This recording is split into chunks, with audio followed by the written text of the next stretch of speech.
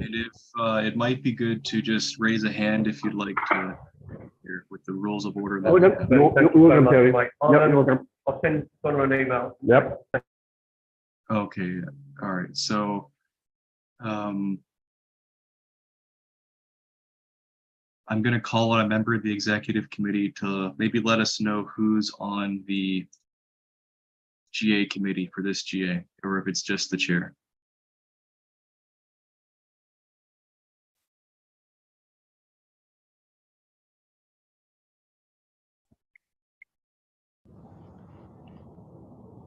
Okay, so I see in the chat the General Assembly Committee nominees. So Alexi, me, and Crystal, I guess. So do we know what, I know folks asked me to chair, but what roles do Alexi and Crystal have here?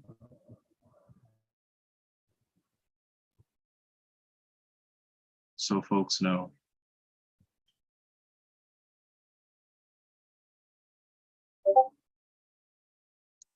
Okay, so I guess there's no set roles. All right, so in this case, I will invite a motion to approve this General Assembly Committee.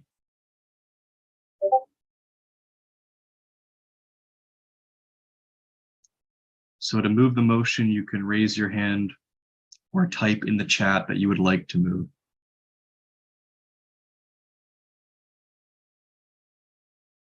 Okay, Crystal, are you, I'm guessing that you're moving. Do we have a seconder? Seconded by Aaron. All right, is there any debate or discussion on this motion? Going once, going twice. Okay, so I guess I'll invite a vote on this procedural motion to approve the General Assembly Committee. So I understand that the votes will, at least for the main motions, will all go online, I think perhaps at the end, all in one batch this time around. But I'm not sure if the procedural motions are going to be like that as well. But because we do need to approve this committee so we can proceed with the rest of the meeting here.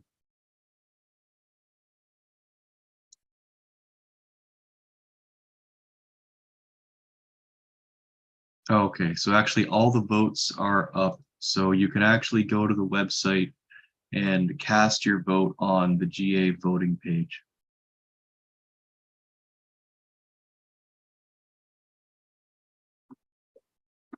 And I see Crystal's hand is still up. Do you have a question or a point to raise, or is this okay? Thank you. So we'll maybe give folks a minute or so to vote on that motion. If you're having trouble voting, please let us know. You should probably be logged into your account on the IAPSS website.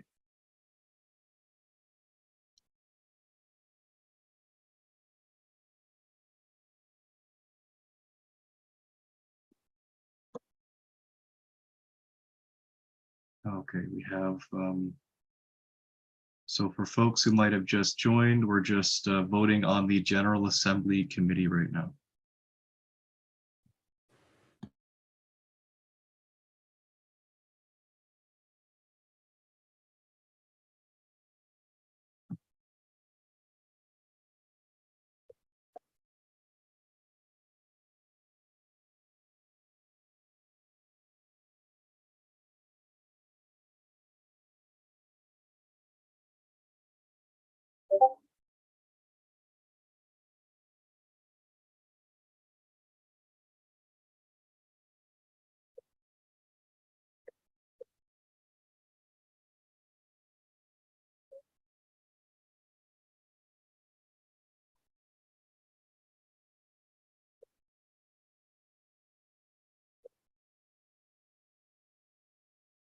Okay, so I guess in the meantime, as we're waiting for that vote to come in, I'm going to ask if anyone would like to add or change anything on the agenda as well, as we also have to approve the agenda so we can move forward here.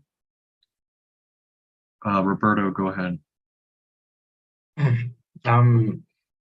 I would like to add to the agenda something that came up at the very last minute in IAPSS Europe, which is lower the fee for those people who found a national branch, as the idea is that the effort that those founding a national branch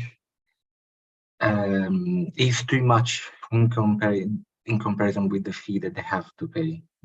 So the idea would be for those who fund the national branch to pay a lower fee, whereas all the other members that joined the national branch paying the regular fee of IAPSS. The amount where the fee decided. Okay, so is this a point of discussion that you want to add on the agenda? Yes. Okay, so I guess if it's a discussion and not a formal motion to vote on it, I'll accept this perhaps as a motion to add this as a discussion item. So yeah, we did have a deadline for the motions to vote on because we do need to give the members some time to read those. But if this is a discussion item, I can accept this as a motion. Do we have a seconder for this motion to add this topic of membership fees in regard to national associations to the agenda? Is there a seconder?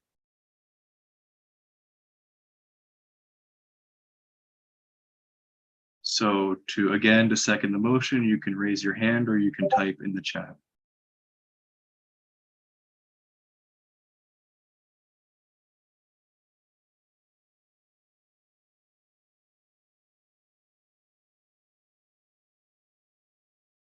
So yeah, we would need a seconder to, if folks want this motion to be added and so we can proceed to a vote on the motion.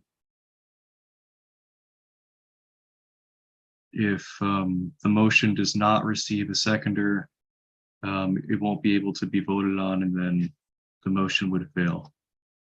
So if you are in support of adding this discussion topic to the agenda, then I encourage you to raise your hand or type in the chat that you would like to second the motion.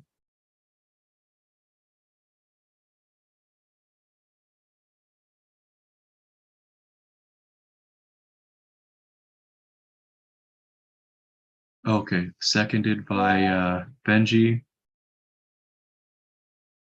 All right, so this brings us to debate. Would anyone like to speak for or against this motion?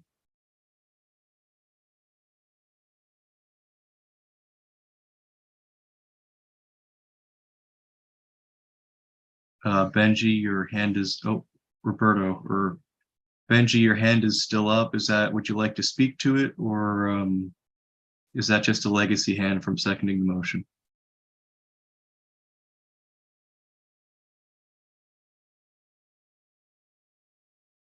Okay, so Roberto, go ahead. Just to clarify, now I should defend my position in this motion, should I? Yeah, you can motivate your motion here. Okay. So, for those who don't know me, I'm Roberto. I'm both the chair of IAPSS Europe and the chair of IAPSS Italy, the national branch that was founded this year, basically on February. And the reason why I raised this motion is because the experience of both the national branch and the European and the regional branch, I found myself to be with, let's say, with less space of opportunity and mobility with the regional branch with IAPSS Europe, whereas with IAPSS Italy, I have much more space to act and the capabilities to do what I want with the association, what we want with the association. So while I was leading IAPSS, during my presidency at IAPSS Europe, I am still looking for the possibility to open European branches. However, I found out that the fee to join to join IAPSS with the creation of a regional branch is considered too much. I spoke, there was the possibility to open a regional branch in the UK, which then has opened as an association on their own, and they have started operating in the UK. But the founders found themselves discouraged when they were facing the possibility to pay 20 euros to join IAPSS, as they thought that the effort that they would have put into creating the association was too much to justify a 20 euro fee, as IAPSS would have not. For IAPSS would have been just a win situation, because there would have been people in the UK to do all the work for the association. So they didn't understand why the founders should have to pay 20 euros. Whereas it is logic that the other members that would join a national association should pay the total amount of fee. And as I'm now speaking as president of IAPSS Italy, the team at IAPSS Italy did not receive support from IAPSS in general when we started our operation. We were on our own. Nobody really checked on us to see how we were going, what we were doing. We did everything on our own, and we were lucky enough to pay a reduced fee because we entered IAPSS through an association partner of IAPSS, so our fee was lowered. But I don't know if we would have joined if there would have been the 20 euros fee, because at that point, all the effort that we have put, I mean, there would have been no reason for us to pay such amount of fee, considering the help that we have received from IAPSS.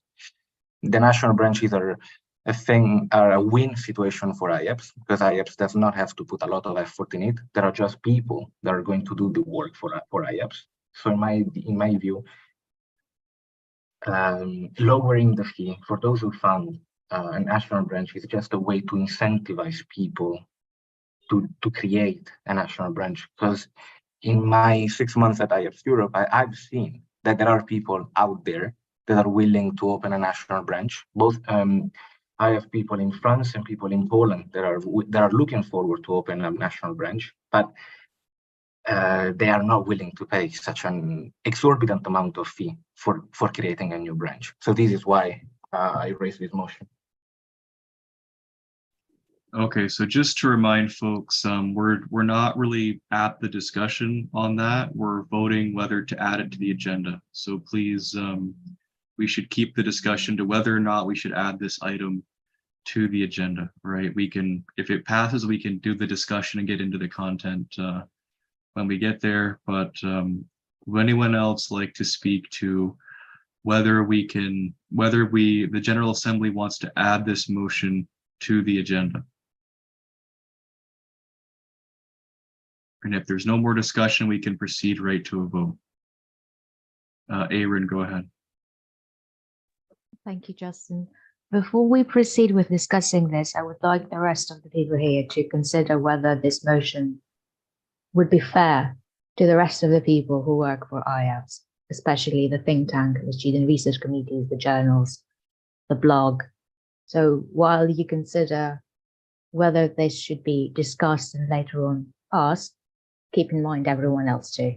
Thank you. Okay, Alexei. Given that we're not in the debate stage yet, but I will just give a foreshadow that we will be restructuring the membership fees, given that the legacy fees that we have right now have been built over the years, and the structure is not entirely fair, as you know, there is a so-called developed countries category that was created based on what IAPSS Executive Committee thought people from those countries should pay, but ideally we would want to move to classification of the World Bank and classification of countries' economies, and so that way we'll make a membership more affordable based on where people come from, and this way it will be evaluated not by us but by professional economists. that's first point. And second point, I agree with Aaron. The Aaron at IAPSS is a volunteer and does their fair share of work, including, of course, executive committee members. And we are here not for the benefit of ourselves, but for the benefit of association as a whole. And understanding that, we have to consider the money it takes to run the association. So I'm against creating unequal structure, unequal membership fee structure based on people's work. I'm for having different membership fees based on residence to include political science students from around the world, but against the membership fees based on work responsibilities. Okay, so again, folks, we're just debating whether we should add this to the agenda to talk about it, right? So if there's, I'm going to do another call for points of discussion here on whether to add this to the agenda. So going once, going twice. Okay, so this brings us to a vote on that motion. So I hope that this we can add this perhaps to the voting page, and then folks can cast their ballots there.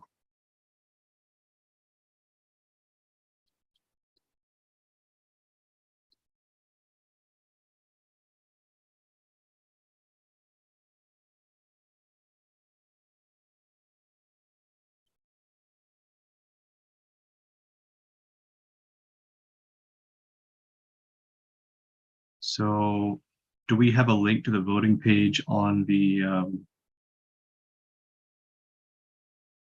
web page here? I'm just trying to look for it, but I don't see the link to cast ballots.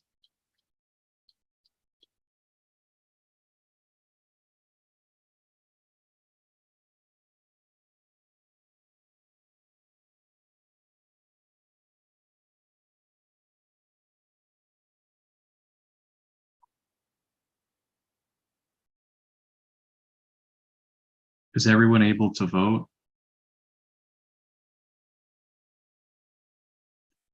Oh, okay. See, voting. So it's at the top of the page here, and sorry. So you'll see a ribbon. You'll see voting General Assembly information. Then you'll see voting ballot. So you can just click your votes there, and we'll give folks maybe another 10 or maybe 20 seconds or so to vote on this, and then we can check to see if we can proceed as this is a procedural motion there.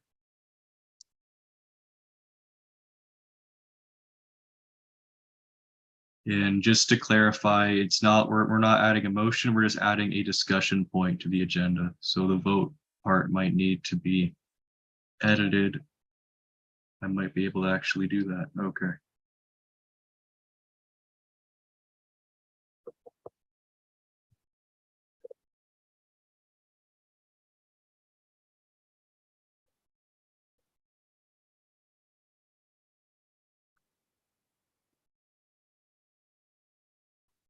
So yeah, if you need help with voting, then just let us know. So the link to the voting ballot has just been put in the chat there.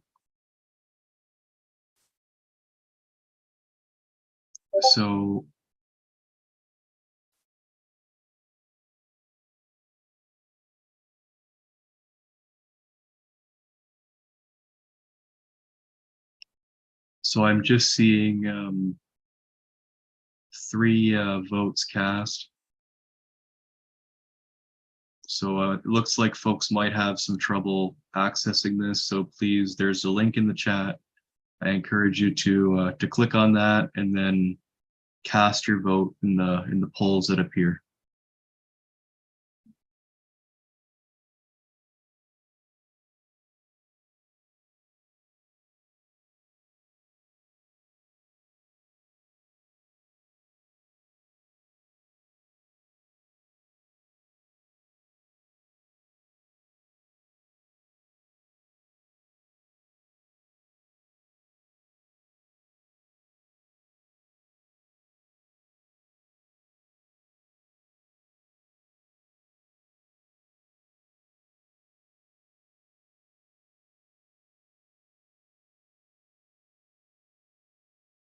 Um,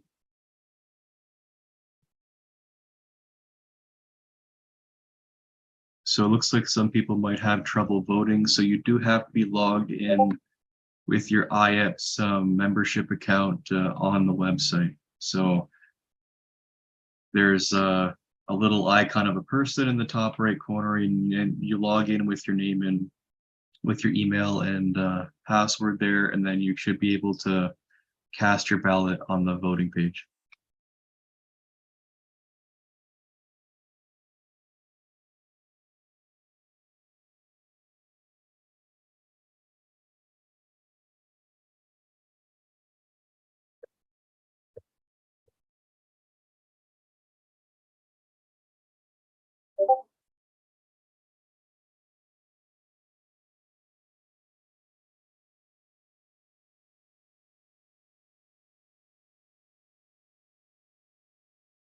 I'm just going to refresh the page just to see if anyone else is okay. We do have some more votes there.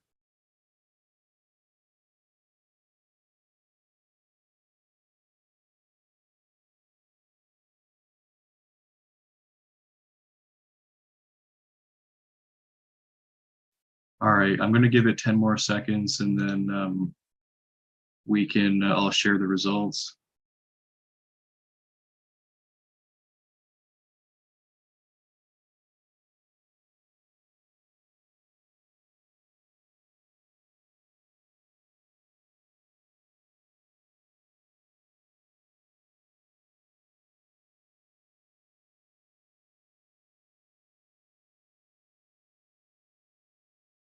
Okay, so with that, I'm just going to take a look at the results here.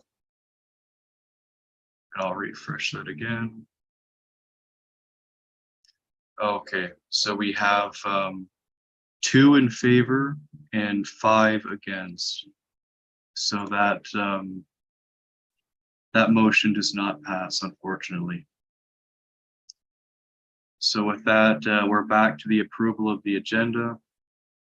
So I'm going to do a last call for any other motions to amend the agenda.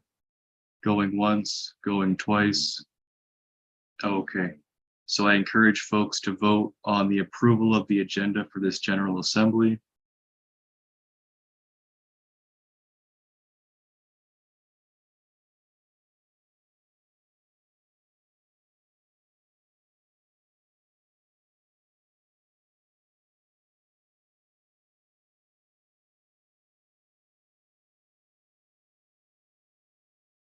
All right, so I'll give folks maybe 20 more seconds to vote on that.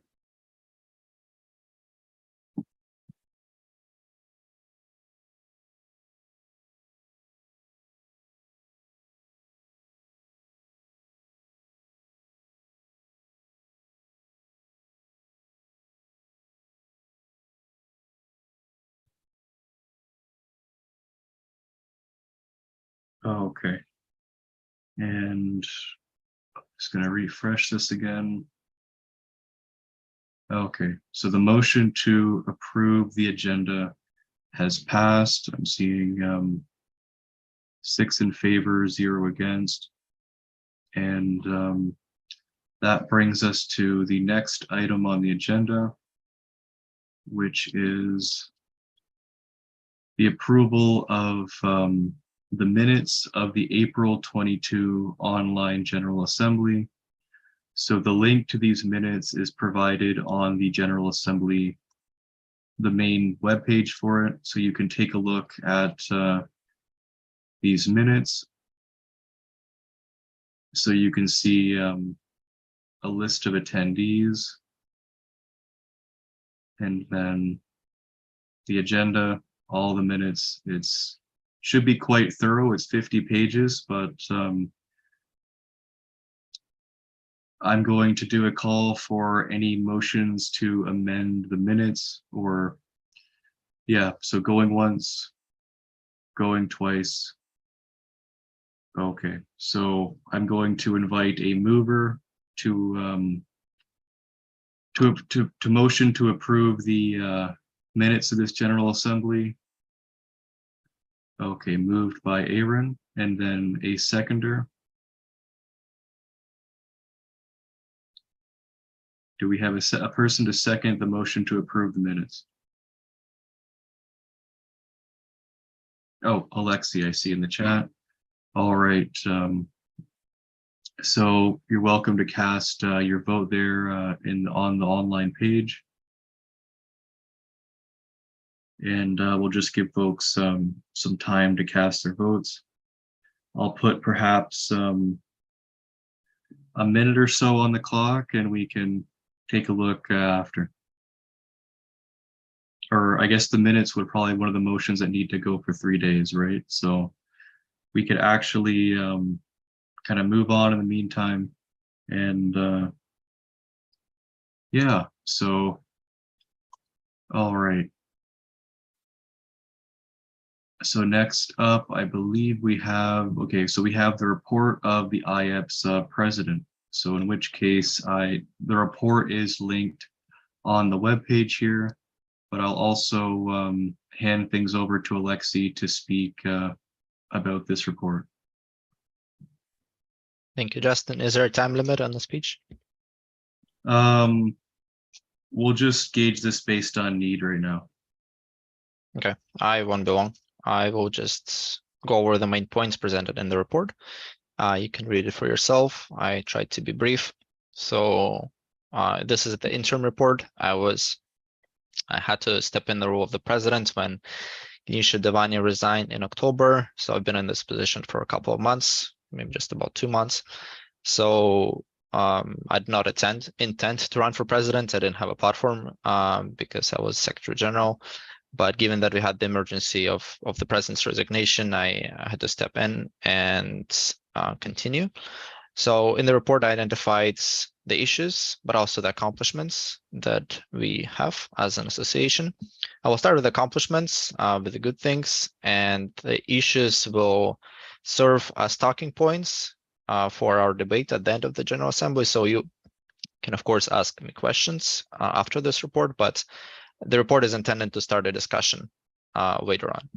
So our accomplishments includes a partnership agreement with the Concordia University, which is almost done. We are now reviewing it with the executive committee, but we have the final draft, and it's intended to run for 5 years. So Concordia University welcomes us for 5 years, and this can be renewed later. This is a normal practice to sign an agreement for 5 years. This is not an indefinite, but if they're happy with us, we're happy with them, we can of course renew it later. I would like to commend Justin, who worked on this for the last couple of years. He did not get to see it happen. I mean, he's seeing it happen, but he doesn't work at IAPSS anymore. Nevertheless, it was his work that made it happen. So if all goes well, we should sign the agreement soon, perhaps after Christmas break, and officially it should enter force on February 1st, 2023. Another achievement, which is also Justin's legacy, is Canadian corporation. We incorporated last year, and I had to interact with the various software to bureaucracy to file the documents. Everything is working well. We filed taxes. We filed documents with Government of Canada and Government of Quebec. There are no problems doing that. Moreover, well, I will talk about the bank account later, but as I've heard the stories, when IAPSS used to be Netherlands, the bureaucratic problems used to be a lot bigger and posed a lot more issues to executive committees, as international based members of the EXCOM had to mail their documents to get things approved, and that would slow down the work quite a bit. This doesn't exist anymore. So this is another thing that's going well. Bureaucratically, the corporate, we are a nonprofit in Canada, which is also way better than it used to be in the Netherlands, because in the Netherlands it was incorporated as a professional association, not a nonprofit, so we were not even eligible for grants. This is fixed now.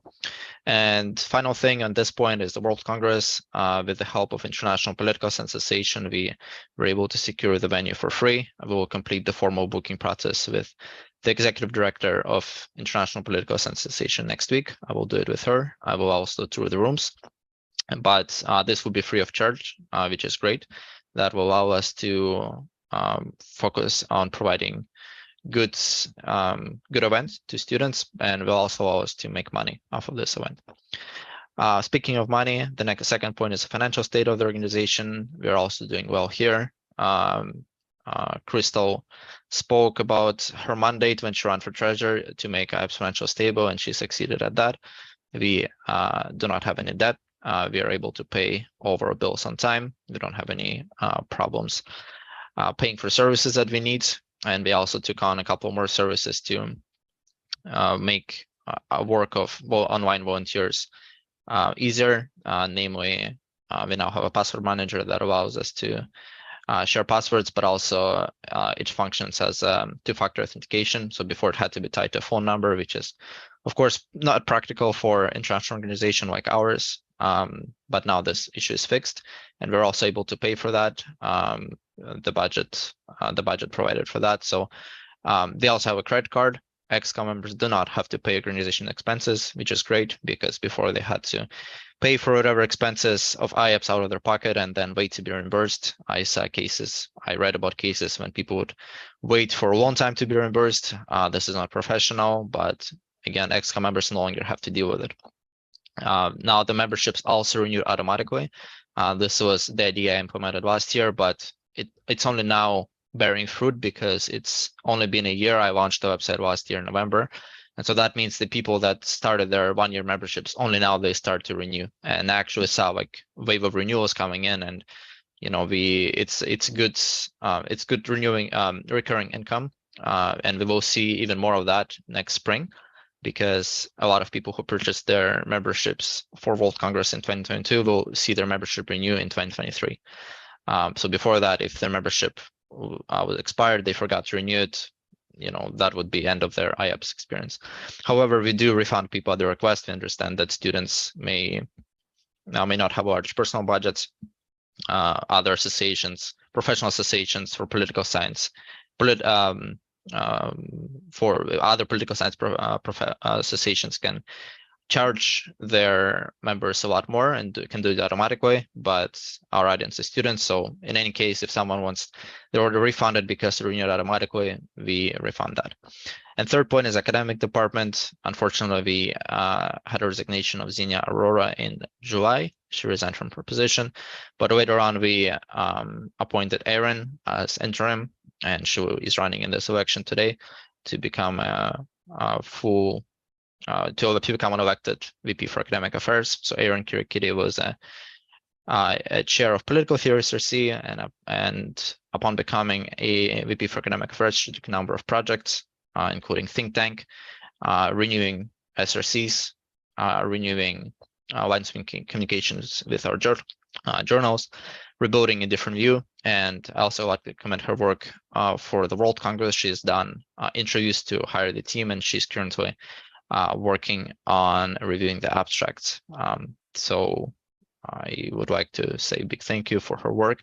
And academic department the future of academic department looks bright. The academic department is a pillar of our association. First and foremost, IAPSS is an academic association, and providing good academic experience to our members is one of our biggest priorities. So I'm happy to see it growing, and Erin and her team have been doing a fantastic job.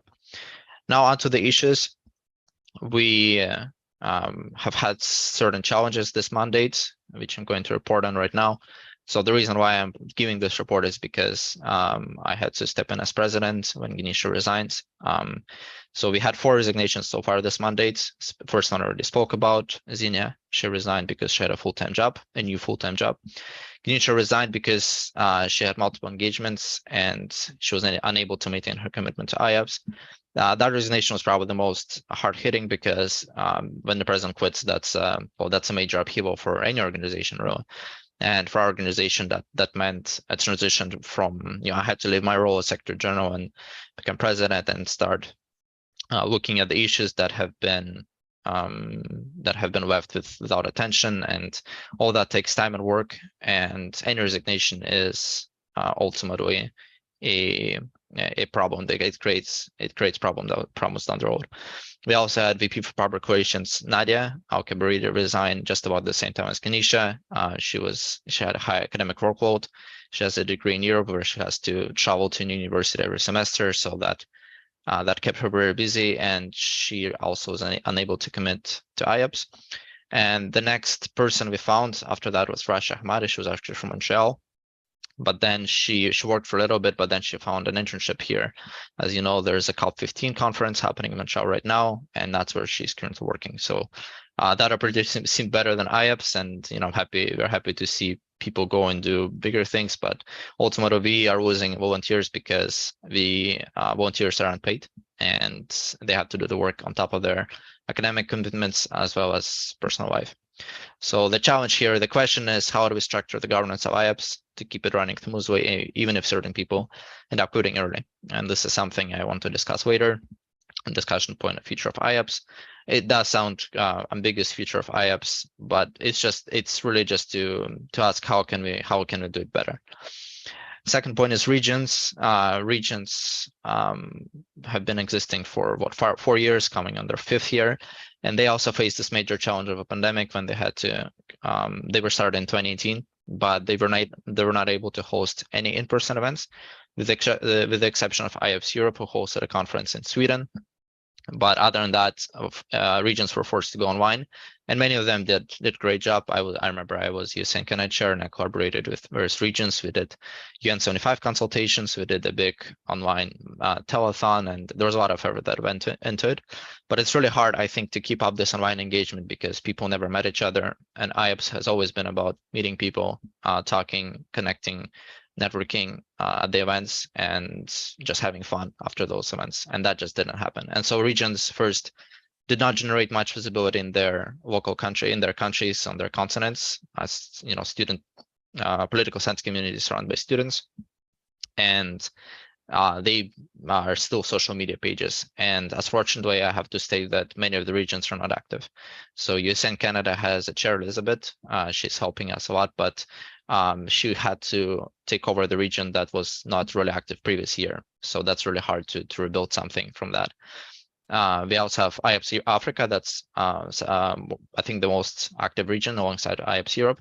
IAPSS Oceania went completely silent, and we haven't heard in a while from IAPSS Asia and IAPSS Latin America. So things are not going well, and this is an opportunity to ask a question: what should we do? How can we help regions? Should we change our approach? Should we redesign our regional approach? Should we perhaps return a role of VP for regional affairs? Because Roberto was just talking about how IAPSS Italy did not receive enough support, which is because there's really no portfolio in the ExCom to look after the regions. The role of VP for regional affairs was removed a while ago by the vote at the General Assembly. Perhaps it could return that, but it's really sad to see regional chapters not being active. And IAPSS did the right choice by regionalizing, but perhaps we can reconsider that, re-examine how we do this because of that unfortunate event, the pandemic that we had to go through. Third is interesting point is required commitment from Secretary General. So as I had to step down from pushing a position of Secretary General, which I held for 1.5 years, I just noticed how much work it is to keep up with the role. I did my best, but now realized that connecting with the first issue with the high turnover, if Secretary General quits, that's quite that's a big issue. I mean, the organization cannot run normally, especially the IT part of it, the website. So much we do, so much of what we do is online, and if person is not there to do that, the organization is struggling. We had an issue with International Political Science Association.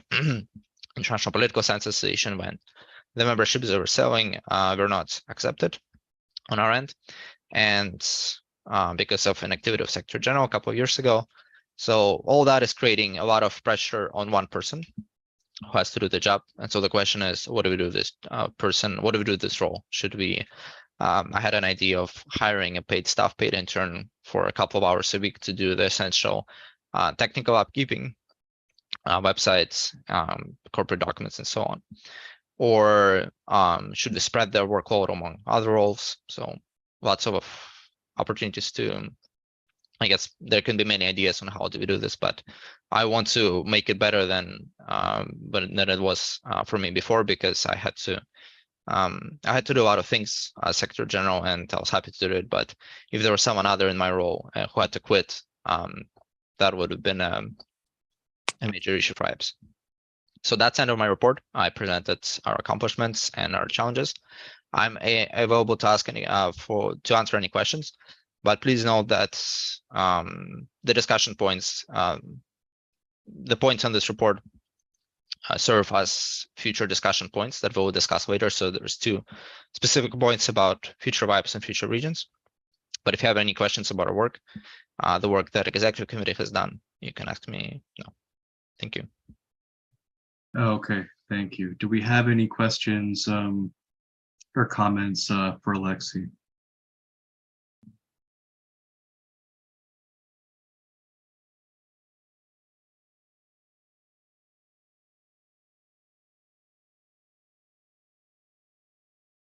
Okay, going once, going twice. All right, so I'm going to invite a motion to approve the president's report. So if for folks who just joined, you can raise your hand, moved by Aaron there, and we need a seconder now. You can also indicate this in the chat. Seconded by Sanit. I hope I pronounced that correctly. If I'm not, if I didn't, please correct me. All right, all in favor. Oh, sorry. Just cast. Sorry about that. I was at a different conference for a while ago. We were voting a little bit differently, but you can cast your vote on the online voting page because IAPSS is innovative in that sense. So.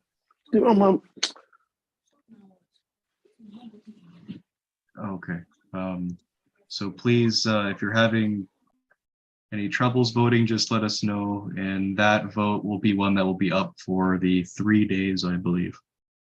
And that brings us to the next item on the agenda, which is balance sheet by the IAPSS treasurer.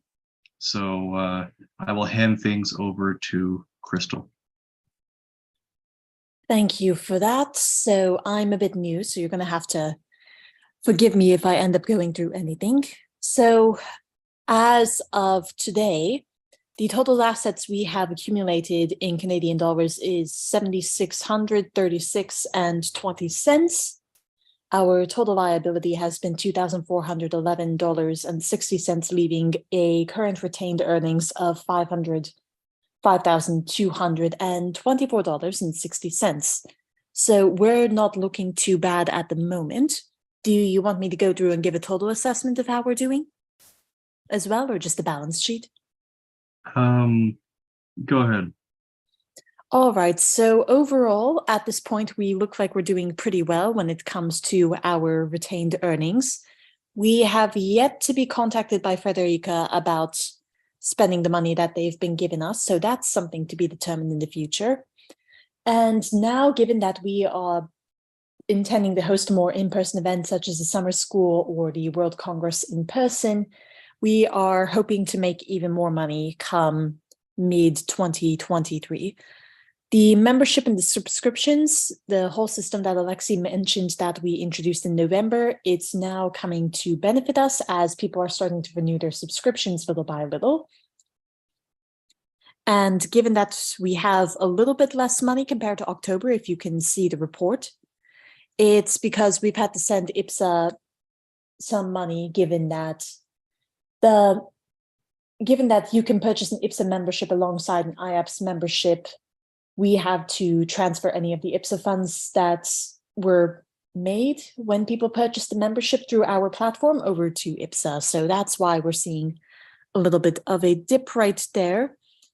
So IAPSS has sold a few less memberships on the IAPSS website than it normally would, but we're hoping to see that change in the coming future. And that's all I really have for the updates. Oh, okay, thank you.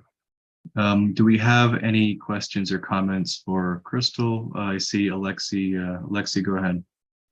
Just two clarifications. So liability is indeed $2,400, but was 98% of this is funds received from Federica, which amount to $2,382.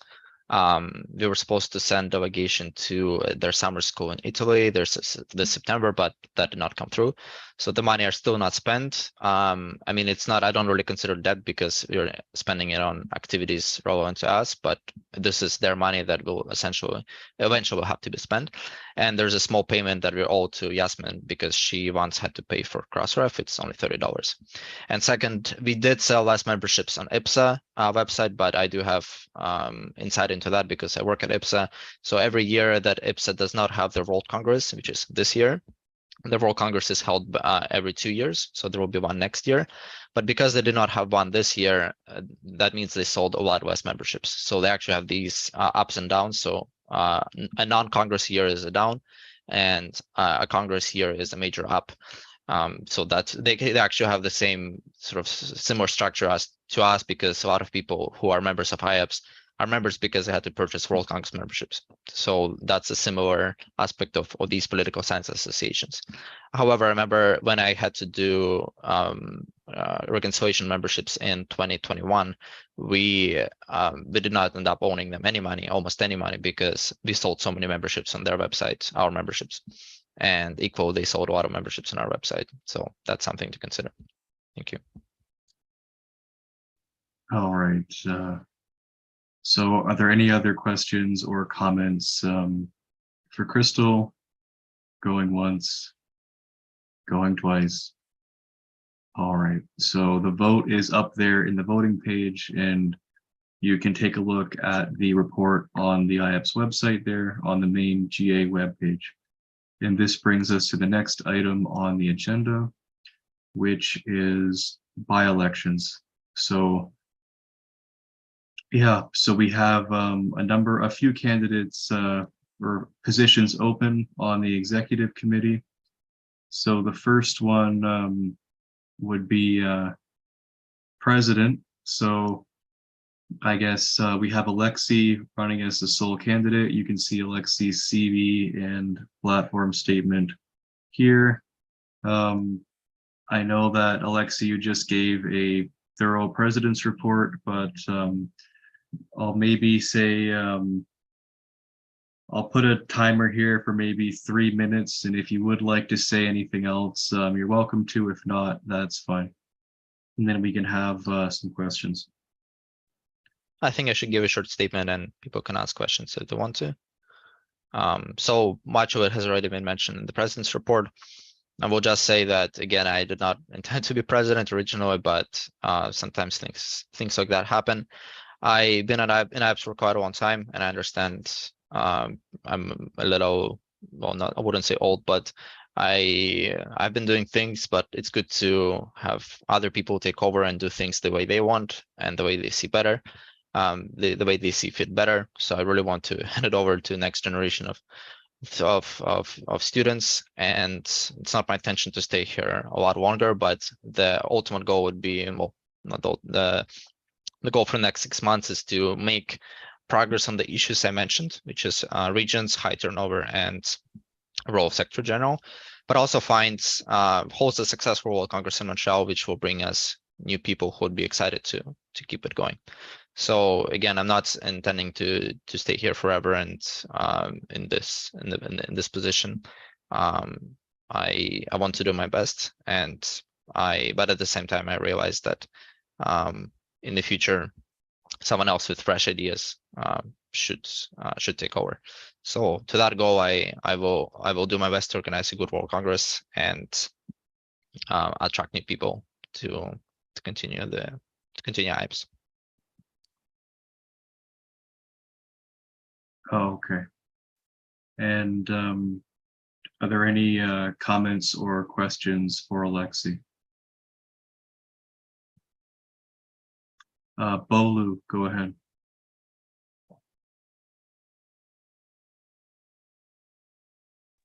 All right. Yeah, can you hear me, please? Hello, can you hear me? We can hear you.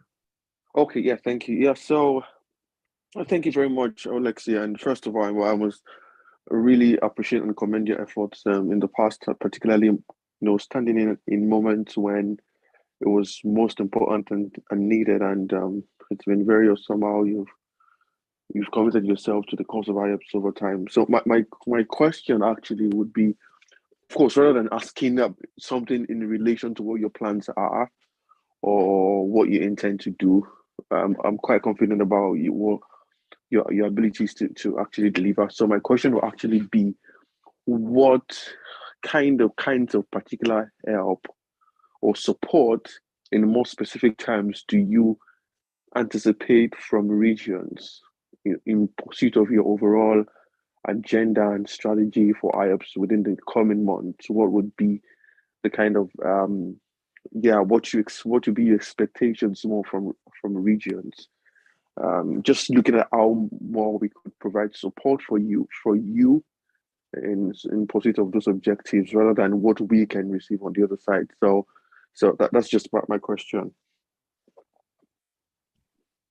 So with regard to the regions, I understand you asked a couple of questions here, though. So the first question was on what are the specific action items. To that, I say the progress, making some sort of progress in the few months I have here on the current issues, which I mentioned in the presence report. And one of them is regions, and I really hope to do whatever I can to revive the regions or perhaps restructure them to help them to fulfill the role of to fulfill the role of outreach of promoting IAPSS in their region. Whatever challenges you have there, I'm willing to tackle, but we also have to understand that my role is to chair the international cooperation department, and right now we'll be involved mostly with World Congress in Montreal. So I may not have as much time to devote to regions, but this is why we're launching this debate right now. I want to hear what's happening and what issues are you facing to help you out. So this is an ongoing discussion on how we can help you. So I'm committed to helping in any way I can, but that requires cooperation. So, but you can reach me anytime on Slack, as you know already. Okay, thank you. Bolu, does that answer your question? Yeah, quite excellently. Yeah, thank you. Yeah, it's just very important to understand what your expectations really would be, and now, and one thing that stands out there would be the cooperation and being able to integrate very quickly with what the very primary objectives would be from this point going forward. Yeah, and we're very happy to support. All right, next up we have Sanat. The floor is yours. Thanks so much, Justin. I think mine is just a follow-up on the question that Bolu asked. Apologies. I just wanted to find out, you mentioned that you wanted to restructure the regions. Can you just briefly explain what that would entail, so that we're just aware of the implications that such a decision may have? There are no plans and no decisions yet. I thought about it extensively, but I will not be proposing anything major. So this is why there's a debate, there's a discussion point at the end of the J. How do we see the future regions? I myself not suggesting anything at the moment. I just want to hear people's opinions and see what we can do within these 6 months, and introduce legislative changes at the next General Assembly that will make changes to bylaws and perhaps restructure regions. But at the moment, I don't have any concrete ideas, which is why we'll be launching this discussion with this J. Okay, Sanat, does that answer your question? Okay, thank you. And all right, any other questions or comments for Alexi? Bolu, I see your hand is still up. Is that another point, or is that just a legacy hand? Oh, thank you. Okay, so going once, going twice. All right, so folks can cast their ballots online on the voting page, and that will be open, as with all elected positions, for 3 days, I believe. And that brings us to the next position that's open in these by-elections, which is Vice President for Academic Affairs. So we have one candidate, Aaron, and Aaron, you can have the 3 minutes as well. But I see, Bolo, I see your hand is up again. Do you have another point?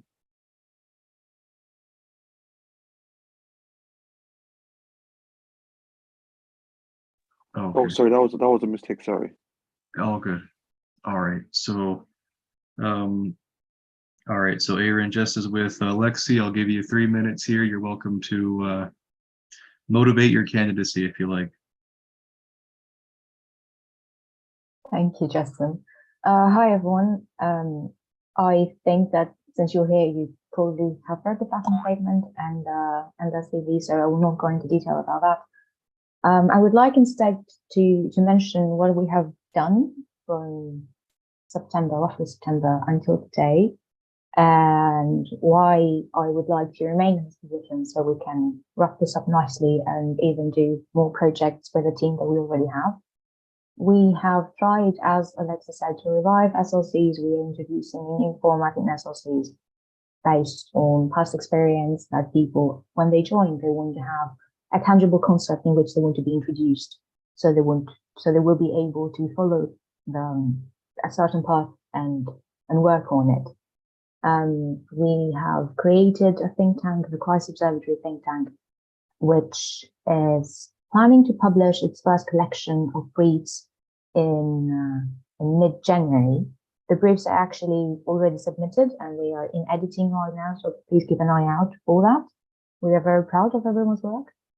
SLCs are still, the SLC situation is admittedly a bit complicated because we have to incorporate people all the time, and whoever applies, we need to accept them because these are the IAPSS bylaws. But we are seeing fluctuations regarding what people want to see. For example, we have Lisa here from the Political Theory SLC. She compiled a brilliant report regarding what they have been doing. The Political Theory SLC is more inclined to do presentations and lectures that everyone is free to attend. On the other hand, the other SLC that compiled the report is the Asia and Oceania SLC, and they are more into writing academic papers and submitting them to journals and to conferences. In that front, what we are trying to do as the academic department and what we would like to do as the academic department, we is not me, myself and I, we is everyone within the academic department and especially Ruben, who is the deputy head. We intend to keep supporting them and understanding the different needs that people have and supporting them in that way. We also are planning with Ana Diaz summer school in Vienna under the topic of democratic backsliding in Europe. So we would like some more time to keep working on that, if everyone agrees.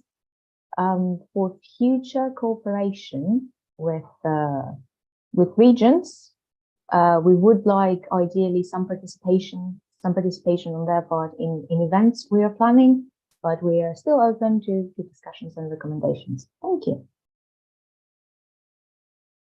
All right, thank you so much. And are there any questions or for Aaron?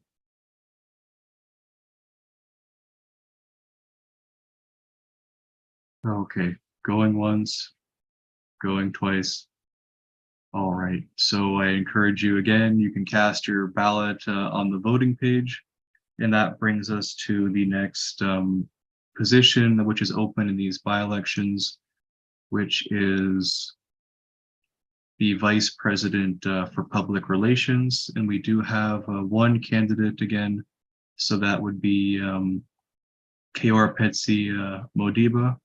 So Keo, you're welcome to motivate your candidacy, and I'll give you 3 minutes just like the other candidates whenever you're ready. Okay.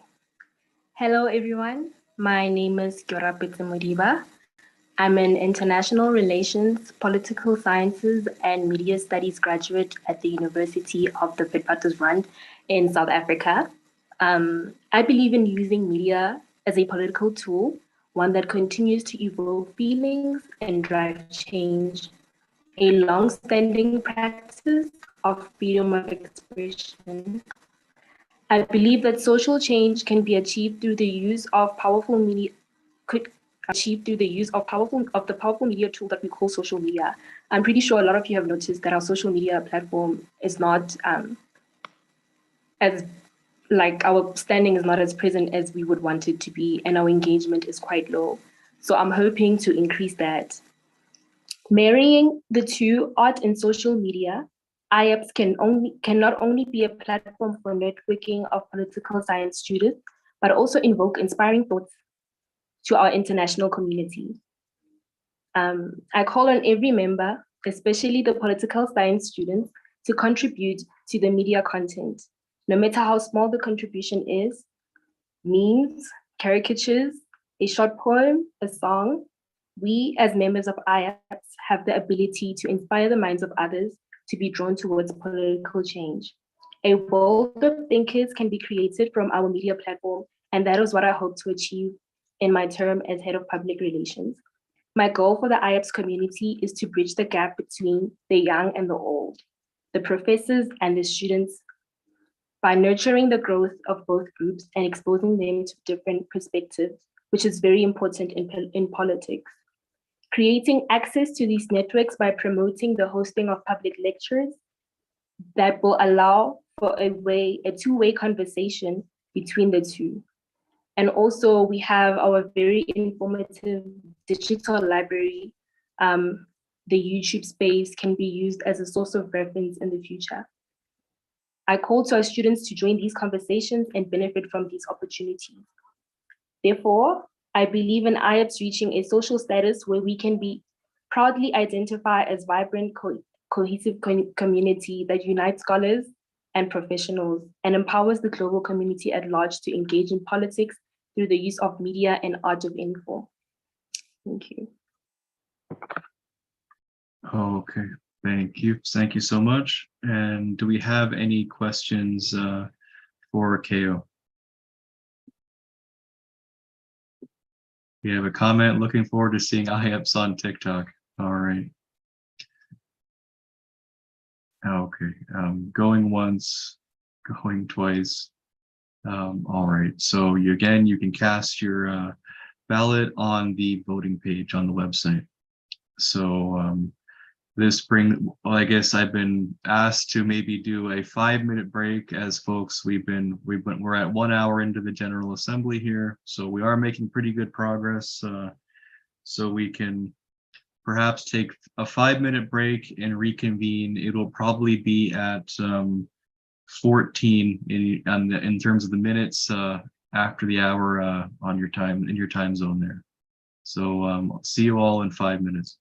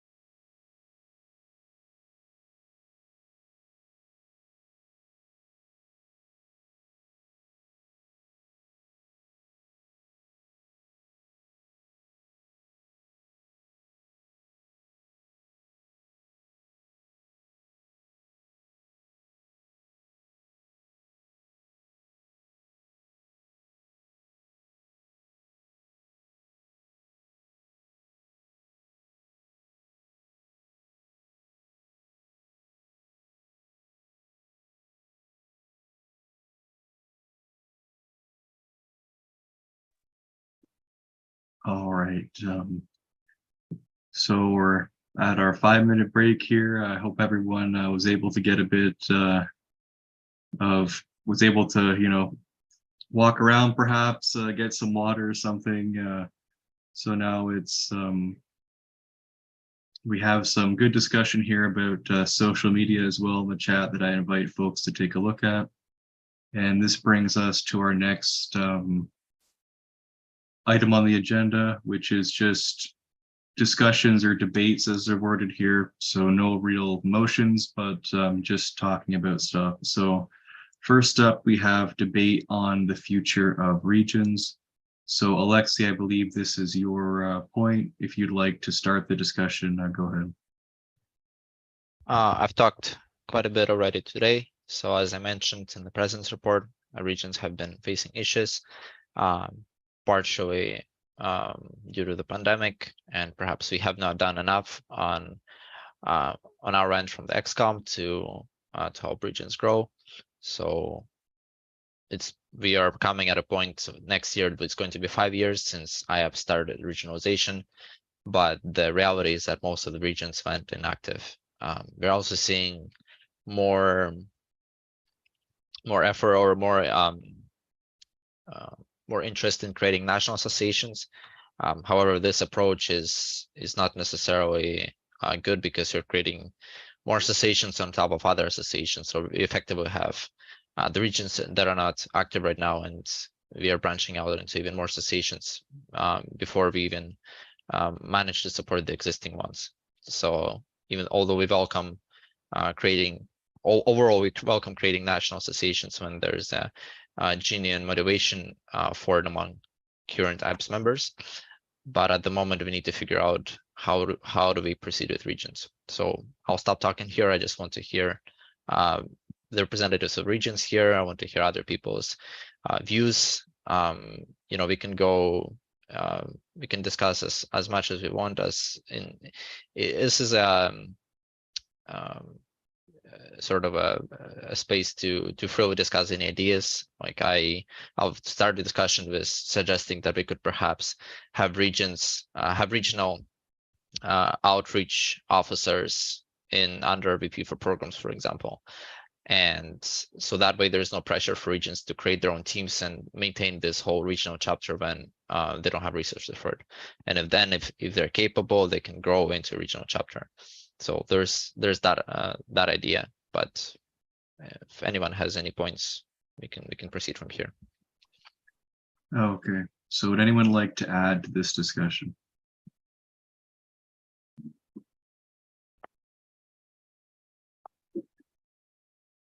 So you're welcome to raise your hand if you'd like to contribute, or you can also mention in your ideas in the chat. Bolu, go ahead. Okay, yeah, good question. I think, well, it's quite the reality at the moment that yes, probably some regions might not be acting as much or performing as expected. But one thing I've come to realize over time has been the fact that the consistent challenge sometimes would be getting a set of committed individuals who could drive the objectives at the regional level. And if once or in the moment where one is able to hit that particular goal of being able to assemble a team of strong and effective committed individuals, I see there's absolutely nothing that can't be achieved, to be honest. And of course, for instance, for if I'm going to speak for Africa now, in the past we've struggled a bit with individual commitments, but I can see that for the first time in a while, we've got a number of persons that have really been up and committed to our objectives, and what we've just been trying to do is to ensure or put together a sustainable structure that of course can last some time and can even be something for other subsequent administrations and subsequent tenures to build upon. So the major thing again is just being able to assemble the very strong committed team and not totally repudiate or ignore the value of a regional chapter or strengthening regions, I think they still go a long way in granting IAPSS that visibility in every region. It's just to see how we could further strengthen what they are doing, or and supporting the teams on the ground. So that's just the point for me. If things are going to be adjusted a bit, and it wouldn't be for us to totally rule out that part of the structure of IAPSS, because I think it's very fundamental to extending the global objectives of IAPSS at regional levels, if you know what I mean. So, but for us in Africa, we just want to try as much as possible with the team that we've put together to see what we can do towards granting more visibility. I think one challenge we've had over time has been, for instance, the language and time difference, which sort of impedes our ability to meet as often as we want to, or say not being able to get a representation from people who speak other languages that are popularly spoken in the region, that kind of thing. So that sort of confines us to some parts of the continent rather. So, but for the first time again, we've got some members on the regional team who are very bilingual, and some even speak more than 2-3 languages. So that's why one of our objectives has been to see how we could further translate some of our contents for these audiences. So for us, I think we're sort of in a good shape, and we're hoping that in the coming months, we're able to really consolidate on what we have been doing and can get more responsiveness going forward. Okay, thank you. And next up, we have Roberto. The floor is yours.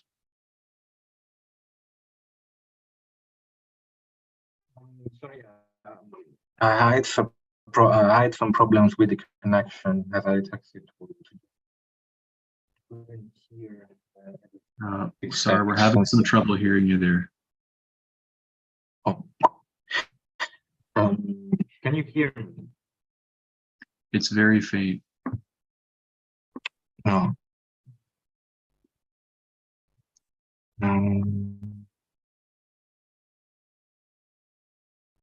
It doesn't improve. Can you hear me? It's a little bit better. Sorry, I don't know what's going on. I think I have some problems with the connection. But if you won't hear me, I will just send the strategic plan that I had for this year. Because basically everything concerning the current situation of IAPSS Europe and our strategic goals for this year are all present there, and they pretty much reflect our standpoint on the situation for the regional branches and how to work with them. Yeah, I'm sorry, we're still having some issues hearing you here, but maybe give it one more try, and if not, maybe try typing it in the chat, and I can read it out to folks if you need it, or we can just have folks engage with the post in the chat if that helps.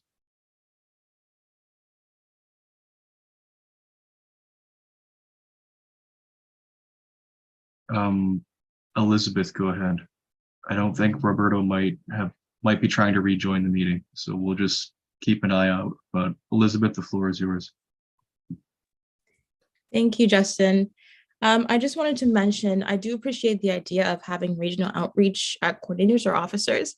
I think that this would minimize the difficulty that regions have in trying to restart a regional chapter, and it also gives the active regions an opportunity to demonstrate their commitment and efforts to growing their regions as well. I say this particularly because as regional outreach officers, I assume that officers would be working more closely or closer with IAPSS executive committee as well, which I think would be beneficial for both parties just to remain updated on how regions are doing. that would aid moving forward, I think, with knowing how regions should proceed to be structured, specifically if they should continue as outreach coordinators. I would also add, just to mention that I believe beforehand, regions used to be able to meet weekly to just provide an update on exactly how each region is doing, and to I think do sort of a roundtable on understanding what other regions, not just our own, how they would be progressing. So I think that would also aid just in understanding how regions are doing and how they should be structured moving forward as well. So I just wanted to mention that I do appreciate that idea of having regional outreach coordinators or officers. Thank you. Okay, thank you. And Roberto, I see that you've rejoined. If you want to try speaking again, you can go ahead, or you're welcome to type your point in the chat, whatever you prefer. Can you hear me? That's better. That's better. Okay, thank God. Apologies. So I just would like to briefly present the strategic plan that we had at IAPSS Europe and the shortcomings that we had identified with the regional branch, and the opportunities that we have seen and that we still see in the regional branch. Our experience is mostly based on our past experience at IAPSS Italy, as many people of IAPSS Europe have a background in IAPSS Italy and or have participated in the idea of the project of IAPSS Italy. But basically, when we got at IAPSS Europe, we saw that there were three main problems with the regions. There was no identity, no coordination, nor ambition. No identity because IAPSS Europe did not have a social media presence, no ongoing independent projects, no clear role inside IAPSS as a whole. On Instagram, which can be argued as the most important social network for the organization, IAPSS Europe has like 290 followers, which is literally half of what we have at IAPSS Italy. And IAPSS Italy has been created like 10 months ago, IAPSS Europe 4 years ago. That's just a clear problem that we have with the regions. And the other national branch in Europe is IAPSS Ukraine, which despite its different status, they work on their own. They are still like a national branch, and they are by far the most active and most prolific association that we have at IAPSS. So in Europe, we have two national associations, IAPSS Italy and IAPSS Europe, and they both perform better than IAPSS Europe. And as I said, there is no social media engagement because there was no one that could use the social media. There was no coordination because, as I said, the two national branches have been able to organize events on their own and offer their members real value, which then explains the larger and deserved social media following that they both have.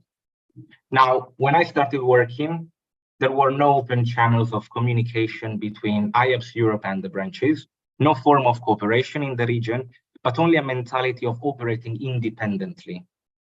This mentality obviously does not impact the national branches as they have a limited scope. And as I said, when I raised my first motion, I did not receive any help from IAPSS, either IAPSS Europe or IAPSS Global in any manner whatsoever during my IAPSS Italy. All that we did it on our own, and we have been extremely successful in doing that. This mentality, however, is not the right mentality. It's not the right mentality. It's not what a regional branch like IAPSS Europe should be there. IAPSS Europe is clearly missing its goal. It should operate in a different way. And finally, there is no ambition. The final concept is just a result of these 2 points that I've just explained. With no real identity and ability to operate, and with national branches that are more successful than the continental one, IAPSS Europe found itself in a limbo in which there are no reasons for its members and partners to remain part of the branch and even pay a fee for it, as what IAPSS Europe offers can be found more efficiently in national branches. And just to give an example, in January, we're going to have the first event at IAPSS Europe, which is going to be with the FAO. This event with the FAO is only possible because with IAPSS, we have had already an event with the FAO. So we had the people at the FAO. We could get in touch with them just because we had the connection with IAPSS Italy. With IAPSS Europe, we could have never done it. And also with IAPSS Italy, we have had such stronger grip and possibility to keep all of a high standing. We had members of the parliament. We had, as I said, the vice general director of the FAO. We had members of the Atlantic Council, Chatham House. We had really big, important people. And I find myself struggling to find people as important as the ones that I could get access with IAPSS Italy. Just because IAPSS Italy right now is much stronger and with much and reach than IAPSS Europe. IAPSS Italy is performing as I'm speaking as both president of IAPSS Europe and IAPSS Italy, so I perfectly know what is going on with both associations. IAPSS Italy at this stage is going 100 times better than IAPSS Europe, and everything that I can do with IAPSS Italy, there is no sense for me to do it with IAPSS Europe because I don't have the tools for doing it with IAPSS Europe. And this is a real problem. And this is why I decided at first place to become the president of IAPSS Europe, to replicate the Italian experience elsewhere in Europe. As I said to Alexia, and we have long argued about this, IAPSS Europe should be understood as a coordinating branch. IAPSS Europe should oversee the implementation and coordination of regional branches that should not be created by members of IAPSS Europe, but by expanding the reaching and the scope of IAPSS Europe through the network that we students can create to offer the possibility to open new branches, to get people in Spain to say, oh, hey, I've seen IAPSS Europe and IAPSS Italy, IAPSS Ukraine. They do good things. Why don't I get in touch with people at IAPSS Europe and to see what can I do? But also, as I mentioned, I led the creation. I was leading the creation of IAPSS UK. I did not force those people to create IAPSS UK. I was just casually speaking with one of those and briefly mentioning IAPSS Italy, how well it was going, and he said, "Wow, that's a nice idea. We should try to do the same in the UK." So then I was. I wanted to create IAPSS UK, but then unfortunately that didn't happen because the guys at IAPSS UK were fees. And I've been seeing the same problems with IAPSS Poland and IAPSS France, both national branches. The people that would found both national branches are people that I don't know, but they just got with me in touch, got in touch with me because they saw what we were doing with and IAPSS Ukraine, and they were very interested in it. So IAPSS Europe should then just supervise the creation, because it would be naive to think that if we open 20 branches, 20 of them will be successful. It's naive. Maybe 10 will be successful. But still, 10. Okay, sorry. I will do it better now. It's very faint. It's sort of it goes normal for a little bit and then it goes quiet for a little bit. Okay, but I mean, I think that you have got my main point is that national branches are very. There is no identity, no ambition, and no coordination at the European level, which is a problem.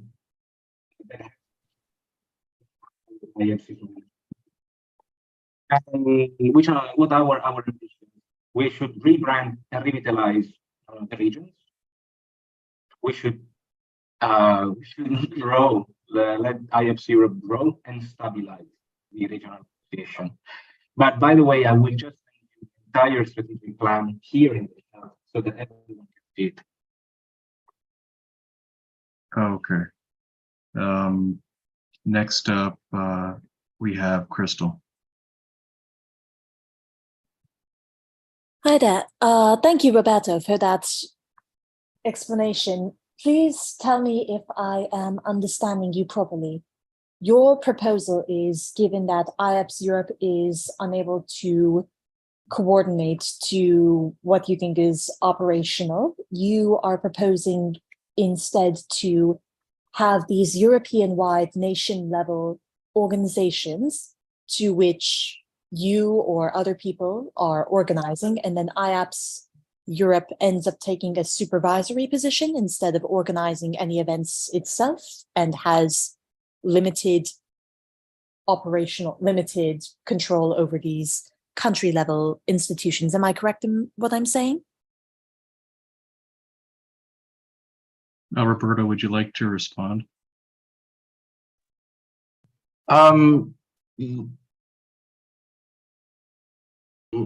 It is more or less this in this way. IAPSS Europe would still keep doing its activities. It would still doing its events, its projects. It would still have its social media page, but IAPSS Europe should try to together to work with the national branches. Events should be done in collaboration with the national branches. Everything should be done in collaboration with the national, so that people, Europeans, actually see part of a movement, which is IAPSS Europe, and IAPSS Europe provide them. I'm afraid I can't really hear what you're saying right now. We maybe try typing it in the chat, if that'll help.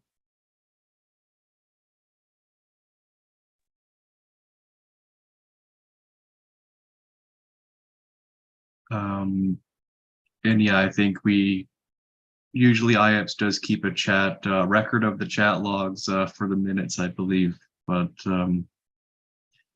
Alexi, I see your hand up. Go ahead. Roberto, if I understood correctly, you're describing the model of ELSA, European Law Students Association.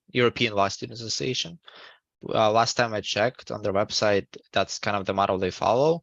There's a association overall association, the ELSA itself, that oversees local associations, and it acts as a coordinating role.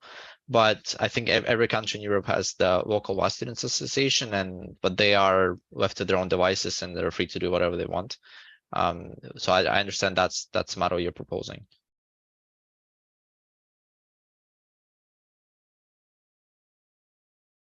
Okay, so there's answer in the chat.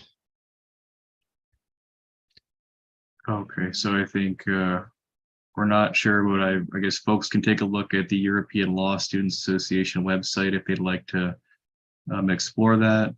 Aaron, go ahead. I also have a question. It's regarding the comment that Roberto, you made about the membership fee. You said that there is no reason for members to pay a fee at IAPSS Europe, but fees are not paid to IAPSS Europe or to IAPSS Asia or to IAPSS Africa. They are paid to IAPSS directly, IAPSS Global, if you will. So by someone in Europe like you and myself paying this fee, we automatically have access to everything within IAPSS, not just Europe or Italy, but everything within the academic department, everything within the PR department, everything within the programs department that we're currently trying to run without a VP. But in any case, the fee is not paid for someone to participate in Europe. It is paid for someone to participate in everything. And hopefully people know that. If not, we should really clarify it. Thank you. Okay. Are there any other points for discussion on this item? So again, if you're welcome to type in the chat as well. All right, so going once, going twice. Alexi, go ahead. Am I understanding correct with that if there are no other people speaking, we finish the point, the discussion point in regions? Is that your intention? Yeah, we move on to the next discussion in that case. Oh, okay. Well, then I will provide more insights because given that it's only time we really get together to speak, we could spend a little more time on it. So I will answer the point about the membership fees. So basically, I've spoken at the large extent about diversifying the revenue for IAPSS, but as it stands right now, we primarily make money from membership fees and from events. So events, the membership fees would really kept us going these last few years, and 2 big virtual world congresses. So as in any association, be it professional association or student association, it's maintained by people paying fees. Again, there is a point in making them lower for certain countries, and we will work on that in January. I will make that a priority, but the ultimately it's pretty difficult for a association like ours to have other sources of income unless we really focus on getting grants, but that's people have full-time jobs, paid roles to in odd nonprofits too, that are focused on obtaining grants, and so we have not been very successful in that regard so far. So the membership really provides for the budget and to allow us to have activities and pay for the infrastructure. So I really do not see how that could be different, because that's just nature of association paying membership fees. Okay. I see Roberto has posted a strategic plan in the chat, so I invite folks to take a look at that. And yeah, so I guess I'm going to do another last call for just points on this discussion. Going once. Oh, Aaron, go ahead. I have another question. Since we're talking about national branches, does that mean that someone who wants to become a member of IAPSS should, from day one, belong to a national branch? Or is this just for anyone who might want to participate? Because I really don't understand how this is supposed to work, and I would really like clarification. For example, there is a bunch of us from different associations from within the academic department. We live in Germany. None of us wants to have IAPSS Germany because this is not what we're in IAPSS to do. We just like studying and discussing and writing, all of that. So how much room is left for us who do not want to do outreach for regions, who do not want to run social media, who just want to be in an academic environment with others and have no interest in national associations?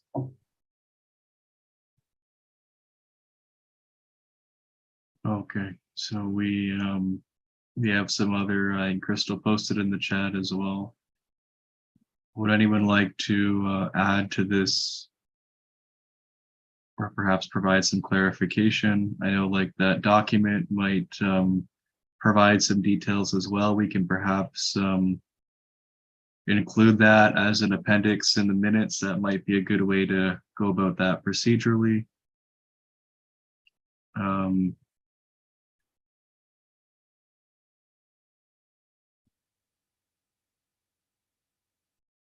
Okay, so Alexi, go ahead.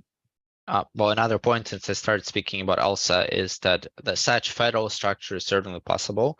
Theoretically, we could have IAPSS Europe overseeing I don't know, different countries in Europe, which would be IAPSS UK, IAPSS Poland, IAPSS France, whatever. Or we could apply the same model to Latin America or Africa, where Bobo Tifa would be overseeing IAPSS South Africa, IAPSS Nigeria, but he would be kind of an advisory role / coordinating role. But what that means is that we really leave the performance aspect to local associations. And the last time I checked also website, for example, that many of those associations were inactive. Like last updates were in 2016 to 2017. So there was very little, as I understand, I haven't worked at ELSA, but there didn't seem to be much accountability. So the national associations were kind of doing whatever they wanted. And the quality of services delivered at a local level was actually lower. And perhaps it could have been better if ELSA was a central authority, I don't know.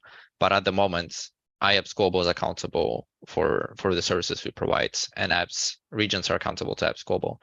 If you leave regions or national stations to themselves, whatever IAPSS offers at the moment may deteriorate in those countries. Okay, Sanit, go ahead. Thanks so much. I just wanted to say that I don't think it would work in the African context. For example, in South Africa, we have the South African Association for Political Sciences, which consists of all political scientists in the country. So whether you're a student up to whether you're a senior professor, doesn't really matter. You just would join different, what do you call these, committees or research groups and so on. So I think that while it may be applicable to other regions or may be able to work in other regions, I would not advise to try that in Africa, because I know even Nigeria has its own association and so on. And I feel like in that sense, IAPSS would then be competing with the national associations, which is not something that we actually want to do. So I would say maybe for the African region, keep it as is, and then encourage the people who work in those regions, because we have country coordinators for IAPSS Africa, to then join or recruit people from those different countries, and that works for us. But if you are going to work at a national level, it's going to compete with the national associations, and I think that's not something we really want. Thank you. Okay.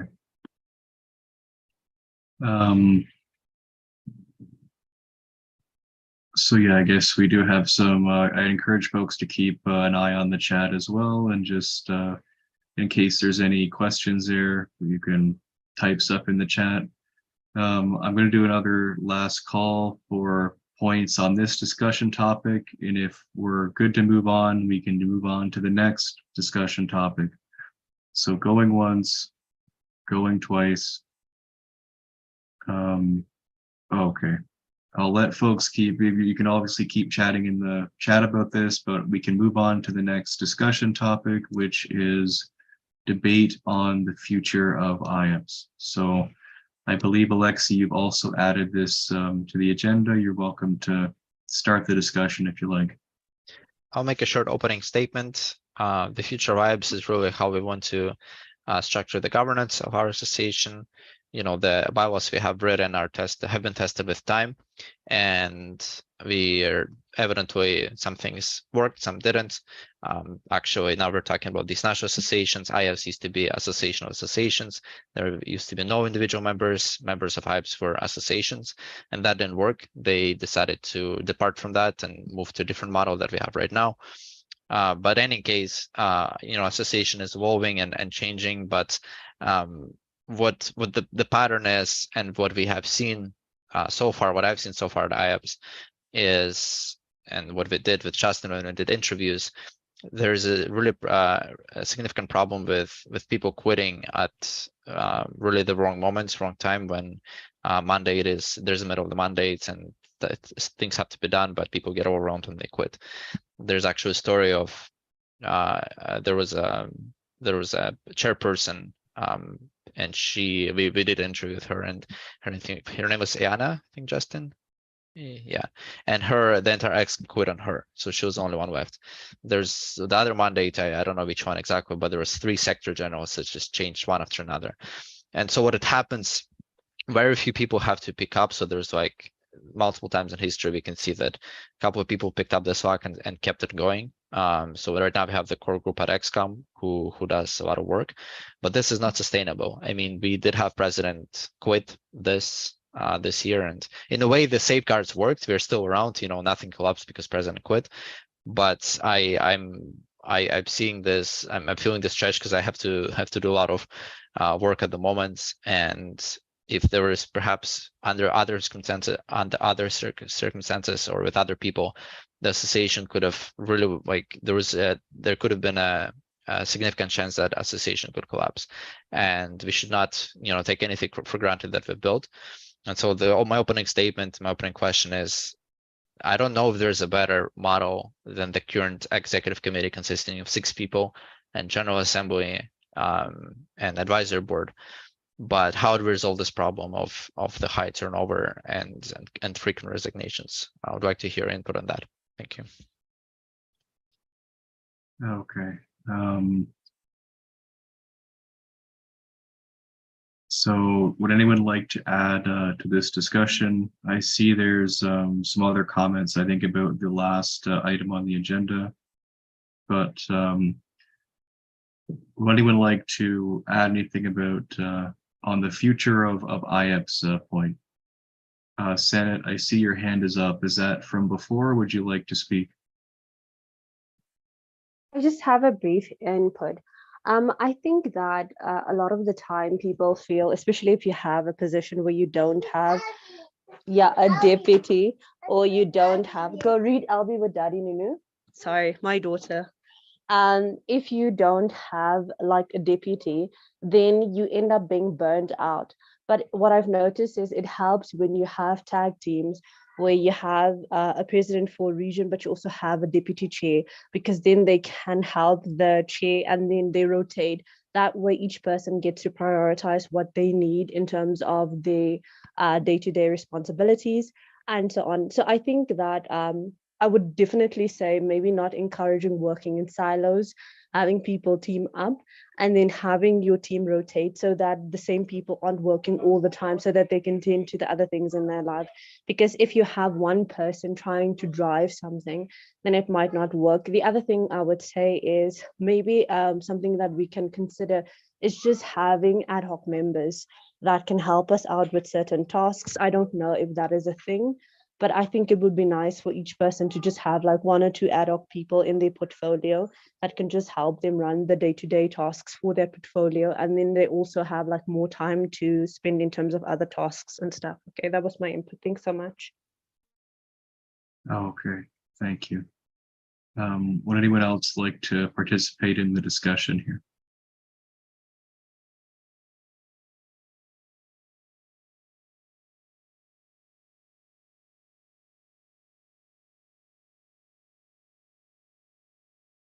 Aaron, go ahead. I want to say that I couldn't agree more with Senate. Having a deputy is life-saving for all of us. And when there is no deputy, I think we can all feel the extra pressure. Props to Ruben here. He's not attending, but he's my deputy. He's awesome.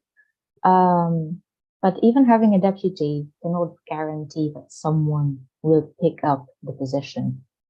For example, now Lexi is doing the job of 3 people, 4 even. Himself, his deputy, Secretary General, and Secretary General deputy. Even if there is a deputy, we can all guarantee that this person would really want to step up and take even more responsibility within the portfolio. So that is a problem that we are actually facing. For some tasks within smaller teams, like an SLC, for example, or for certain tasks in regions, I see how that would work, how you can have a bunch of people cooperating on different topics, and you could have ad hoc members helping out. But for the ExCom, this is slightly different, and I believe that there is a sort of disconnect, perhaps, between the ExCom and the larger pool of volunteers that we can try to bridge. I do believe that this may also have happened because of COVID and because, as Alexis said beforehand, there haven't been any in-person events where people could meet, even though I also appreciate a lot the online work that we do. But yeah, that's a really big issue that we're facing right now. Both that we don't have people to fill in vital positions, and the on occasion, but disconnect that people feel. Okay.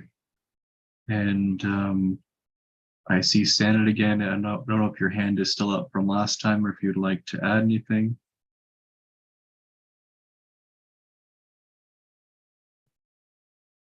Okay. In that case, Alexi, go ahead. The point of deputies is highly valid, and we've seen people running in elections after their supervisor, well, the main EXCO member decided not to continue, but their deputy continued, and they ran in the elections and replaced the EXCO member. But sometimes it's a bit of a, sometimes it works, sometimes it doesn't, because having deputy as a safeguard against, well, in case if there's a resignation, oftentimes deputies do not really expect anything bad to happen. They haven't been at IAPSS for long enough to know that people just sometimes randomly resign. When I was Secretary General, when I had to become president, my deputy just resigned because she said she would not be able to handle the workload. So that's real story, happened a couple of months ago. So perhaps this is an issue that could resolve itself once we start meeting, having more in-person events, and there will be a lot more interested people who want to, who new people who come to the association and will be interested in keeping it going. And also that the problem that Aaron mentioned with the connection between EXCOM and everyone else will also in a way disappear because people will just start meeting each other more. But yeah, deputy is 50-50 chance, 50-50 safeguard.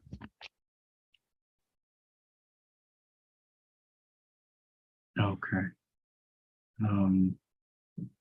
Would anyone else like to speak?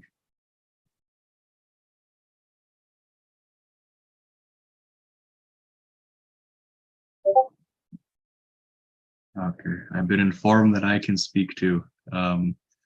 So yeah, I guess in this point, our strategy a few years ago in terms of the long-term stuff was to try to, eventually bring IAPSS to a point where we would have organizational stability, that to the point where we could have, we could transition volunteers to paid staff, right? So people could be compensated for their work in IAPSS.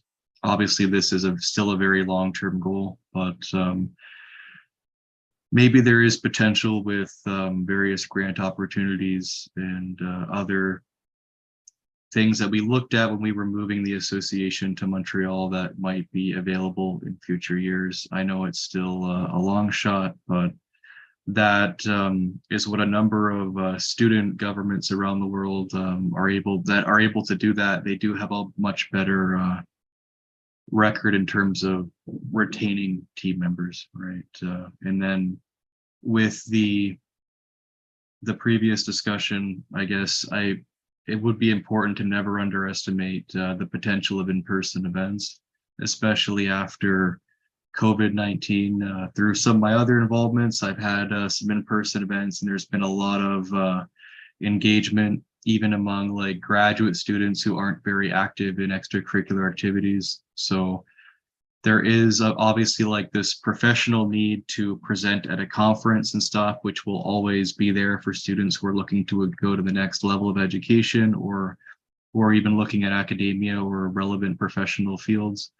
But there's also that social element, which shouldn't be underestimated either. During the most challenging times in IAPSS's history, those events have kept people together, right? So and they got engagement to keep going from those. So I know before COVID, the region, we were trying to do a regional event, one region every year, and we try to alternate. That didn't happen as planned. We did do some online ones during COVID, but yeah, it might be interesting to just, even if you have a conference and send out a call for papers to different universities in your region, you might be surprised at how much engagement you receive. And that might lead to discussions about national associations, about people running for various positions or volunteering. So, but building that community at the grassroots level is very important. I see we have some more stuff in the chat as well.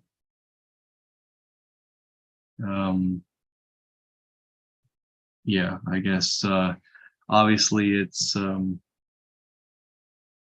we're looking to the future, right? So it's I think as long as we keep making progress, then yeah, you never know. But just to keep that in mind, that potential that, you know, if IAPSS did have all the political science standardized as members, it'd be much different in terms of organizational capacity. But would anyone else like to contribute to the discussion?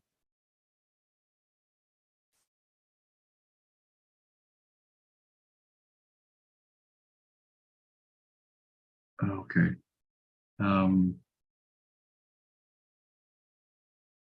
Going once, going twice. Okay. So this brings us to other business. So are there any announcements or other business that folks would like to raise?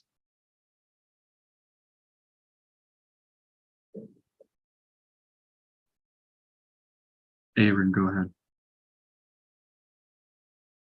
I would like to take a moment to show some special appreciation to certain people who are here, and to some who could not attend today. So except for the XCOM, who has been doing a lot of work this past few months. Lisa is here, and she has been, well, vital to my personal mental health for the past couple of years that I'm in IAPSS. She's also doing an amazing work, and she is also helping out a little bit of the World Congress. Elizabeth is also rather amazing in the way that she keeps helping everyone with work. Samet and Bolu, they're doing such a good job with all of the events that they are planning and organizing in Africa. Two more people, Ruben, who could not join today because he has some personal things he has to deal with. He's my deputy, and he has been planning so many things within the academic environment. He's overall a great person to have around. And Jędrzej, who was the previous chair of the Political Theory SLC, and he has been a terrific mentor to many people within the team. That's it. Thank you.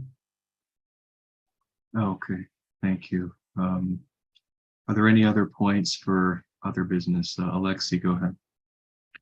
2 points. First one is also appreciation for the XCOM.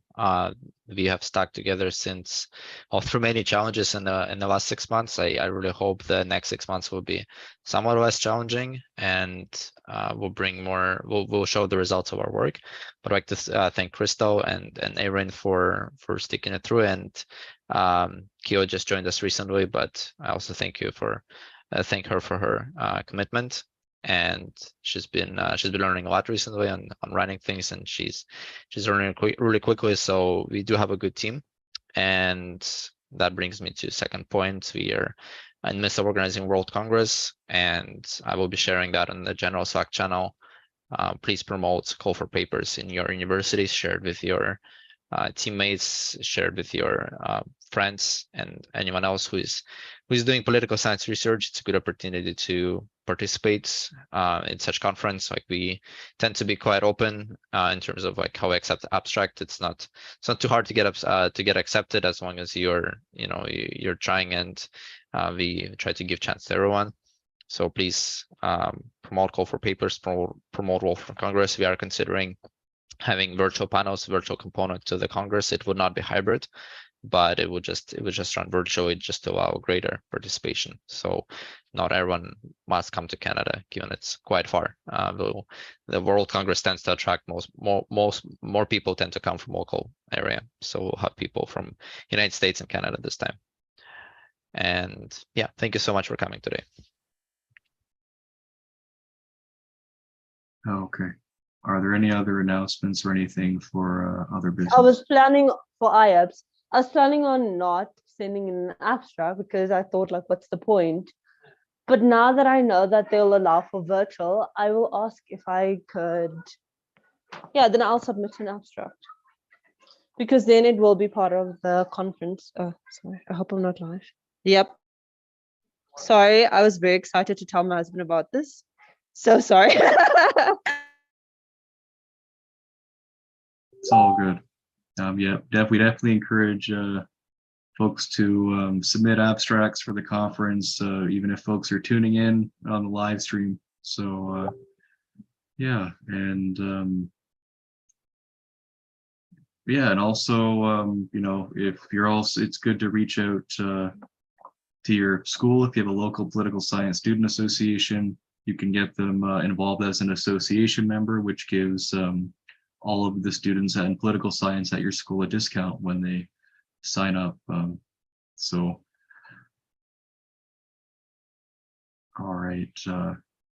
So I guess we can move on to the next point on the agenda, which I think is adjournment. So as we've exhausted all the items on the agenda here, we can conclude the meeting at 2 hours and 4 minutes after the starting point. And yeah, I see some stuff in the chat about national associations. Definitely be great to get them involved as a partner or association member. And all right, so thank you everyone for joining us, and we hope that you have a good rest of the year. And if there's anything you need, the XCOM is available. Their emails are on the website there. So, and I imagine many of you are on Slack as well. So stay in communication. That's one of the most important things when it comes to running an international organization. So just it's good that we're having these discussions about the future and how to move forward. So thank you everyone for your thoughts on this and for participating in student democracy here. And take care and have a great rest of your day. Yeah, thank you very much. Thanks, everyone.